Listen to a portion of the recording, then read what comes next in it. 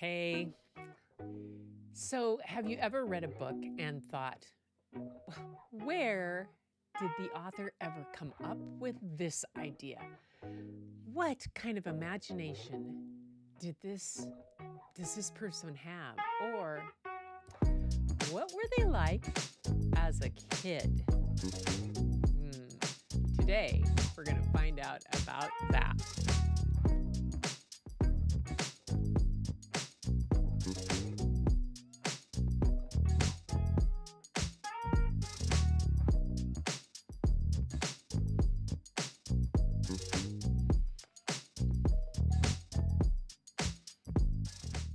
Hey, welcome to Book Bites with the Booklady. I am Gretchen Shepherd, and I am here with episode 4 of Book Bites with the Booklady.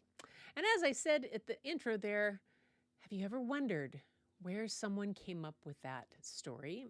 And oftentimes you respond with, oh, they must have an amazing imagination. But have you ever followed that up with, I wonder what they were like as a kid? Well, today I'm going to share with you a little bit about that, about one of the most beloved authors of children's literature that there is, the amazing Mr. Roald Dahl, author of Matilda, the BFGs, the Twits, James and the Giant Peach, and so many more books that we could go on and on about. But he also wrote a couple of books about himself. And I'm going to share some excerpts tonight from one of his books. And that book is Boy, Tales of Childhood. Yeah. So he's always been one of my very favorite authors. And it's always really been a delight and treat to read his things. Oftentimes his books, they're just so outlandish and so ridiculous in some ways that kids get the idea that they're above and over the top, and so they don't have any problem with the reality versus non-reality of it. And sometimes where that people get involved and get thinking about, oh, there's scenes in that book that are just, no, kids get it. Kids get it. After teaching for 35 years, they get that it's not real. They just laugh hilariously. Kids love exaggeration. Exaggeration is part of what it means to be a child, to do things, to push the boundaries, to push the limits, to see what it does. And oftentimes that comes along in the stories they tell to each other and to their teacher. But today I'm going to talk about the book Boy and read an excerpt from that by Roald Dahl and what he says.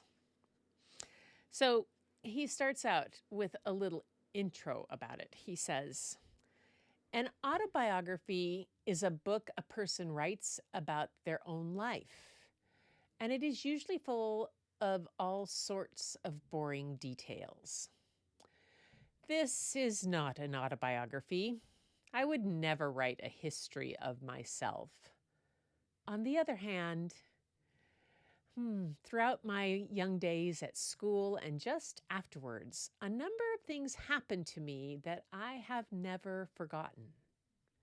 None of these things is important, but each of them made such a tremendous impression on me that I have never been able to get them out of my mind. Each of them, even after a lapse of 50 or maybe sometimes 60 years, has remained seared on my memory.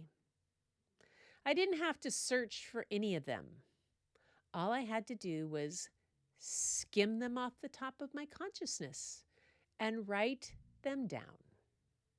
Some are funny, some are painful, Some are unpleasant.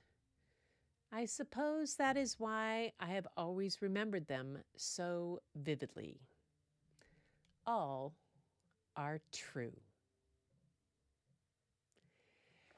When I read that intro, it really made me think about that those memories, those stories, those things that are most impactful to us are the things that are seared in our memory.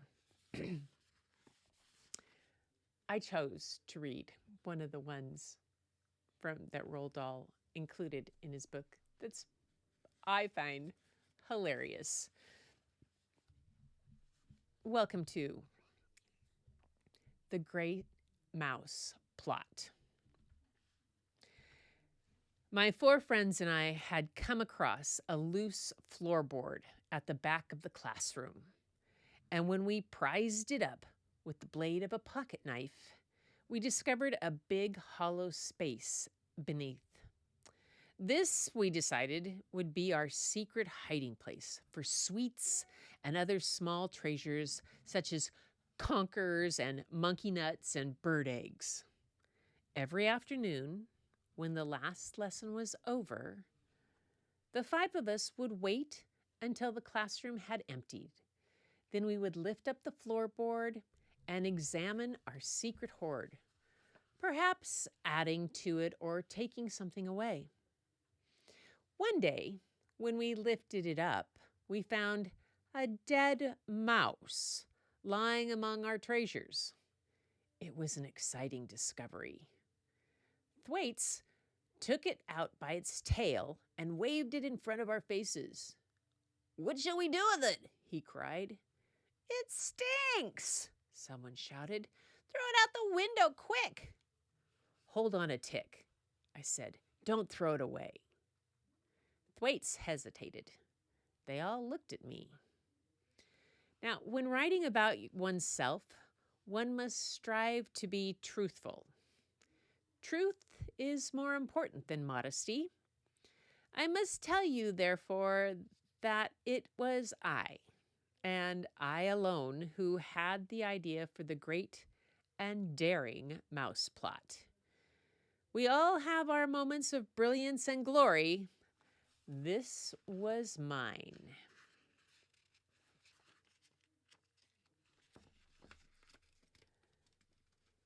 "Why don't we," I said, "slip it into one of Mrs. Pratchett's jar of sweets? Then when she puts her dirty hand in to grab a handful, she'll grab a stinky dead mouse instead." Oh, the other 4 stared at me in wonder.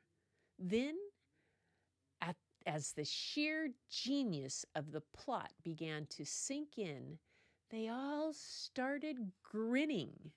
They slapped me on the back, they cheered me and danced around the classroom. "We'll do it today," they cried. "We'll do it on the way home. You had the idea," they said to me, "so you can be the one to put the mouse in the jar." Thwaites handed me the mouse. I put it into my trouser pocket. Then the 5 of us left the school, crossed the village green, and headed up for the sweet shop. We were tremendously jazzed up. We felt like a gang of desperados setting out to rob a train or blow up the sheriff's office. "Make sure you put it into a jar which is used often," somebody said. "I'm putting it in the gobstoppers," I said. "The gobstoppers jar is never behind the counter." "I've got a penny," Thwaites said, "so I'll ask for 1 sherbet sucker and 1 bootlace. And while she turns away to get them, you slip the mouse in quickly with the gobstoppers." Thus, everything was arranged. We were strutting a little as we entered the shop. We were the victors now, and Mrs. Pratchett the victim.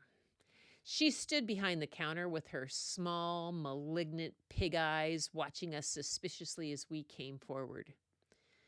"1 sherbet sucker, please," Thwaites said to her, holding out his penny. I kept to the rear of the group. And when I saw Mrs. Pratchett turn her head away for a couple of seconds to find a sherbet sucker out of the box, I lifted the heavy glass lid of the gobstopper jar and dropped the mouse in. Then I replaced the lid as silently as possible. My heart was thumping like mad, and my hands had gone all sweaty. "And one bootlace, please," I heard Thwaites saying. When I turned around, I saw Mrs. Pratchett holding out the bootlace in her filthy fingers. "I don't want all of you lot trooping in here if only one of you is buying," she screamed at us. "Now beat it! Go on! Get out!"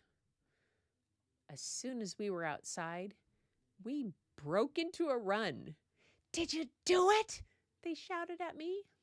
"Of course I did," I said. "Well done, you," they cried. "What a super show." I felt like a hero. I was a hero. It was marvelous to be so popular. And that's the story. One little excerpt from Boy, Tales of Childhood by the amazing Roald Dahl. Yes, this is his collection of memories of stories from his childhood. He doesn't like to call it an autobiography, like I said. He also has another book called Going Solo about when he was older as an adult. But I'm not going to share that one tonight. I'll save that one. But I think on another night coming soon, another podcast, I may be dipping into some more of Roald Dahl. But for now, this is one of those that if you ever are having difficulty getting someone that you know into biographies, who needs to look into a biography, I tell you, try Boy, Tales of Childhood as an autobiography to spur on interest in kids. This'll do it. This will absolutely do it. The consequences of some of the ideas that he puts in the kids' heads, oh well. Those are the things that come along with a great imagination. And we all did stuff like that. We all deal with it. And it enriches our lives, enriches our memories. And when we think back on it, makes us smile. Yeah, at least it does for me. I hope you enjoyed this little excerpt from Boy, Tales of Childhood by Roald Dahl, one of my favorites in children's literature genre. And this one was an autobiography. So, yeah, that's my story for tonight. Everybody, thank you for being here for Book Bites with the Booklady. Hopefully you find this interesting. If you like this kind of content and want to hear more children's literature, I have a channel over on YouTube, Images by Gretchen, that I have over 400 shows of reading picture books.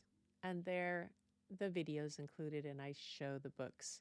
And I read those aloud for adults, but they're easily able to be enjoyed by kids too. Have those there.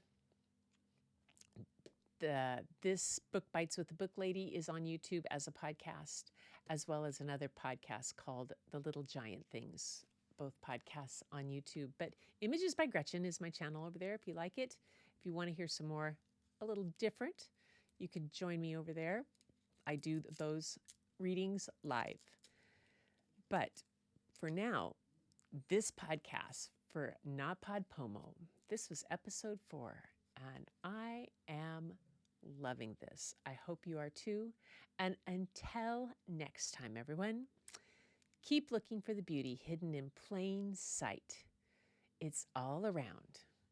But the first place you'll find it is when you go look in the mirror.